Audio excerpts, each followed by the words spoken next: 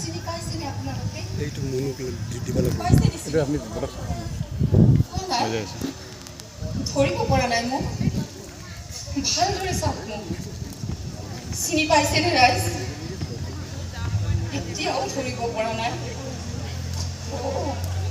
সেইদিনা মোৰ চকুত হেজাৰ বিজাৰ চকুত আছিল। এতিয়া মোৰ চকু পানীবোৰ শুকাই গৈছে। অন্তৰখনো দেখোন কিবা শিলৰ দৰে কঠিন হৈছে।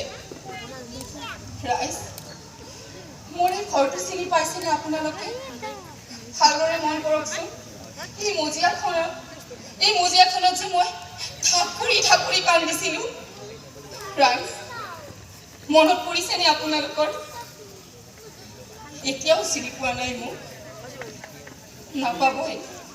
আমি যে আৱেগিক অসমীয়া, আমি সকলো কথা সোনকালেই পাহৰো।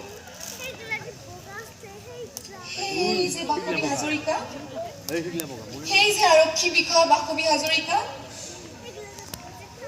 যাৰ মৃতদেহটো ৰাজপথত গাড়ীৰ ভিতৰত পৰি আছিল, সেই বাসৱী হাজৰিকাৰ মাক মই।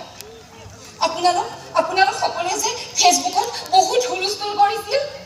এয়া পৰিকল্পিত হত্যাকাণ্ড, ইয়াৰ